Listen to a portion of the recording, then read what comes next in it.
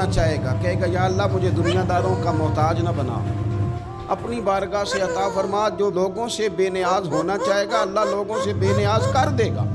और फरमाया जो सब्र का इरादा करेगा अल्लाह उसे सब्र की तौफीक भी अता फरमा देगा। इरादा तो करे, प्रोग्राम तो बनाए, तौफीक तो अल्लाह देगा। जो सब्र का इरादा करेगा अल्लाह सब्र की तौफीक भी अता कर देगा। और हुजूर सल्लल्लाहु अलैहि वसल्लम फरमाने लगे, याद रखो किसी बंदे को जो बेहतरीन तोहफ़ा दिया गया है ना, अगर किसी को कोई बेहतरीन अतिया मिला है तो फिर अल्लाह ताला ने उसे सब्र अता फरमाया। ये बेहतरीन तोहफ़ा है, इससे ज़िंदगी सब्र जाती है, इससे इंसान बावकार और मुतमईन हो जाता है, इससे उसके शब व रोज़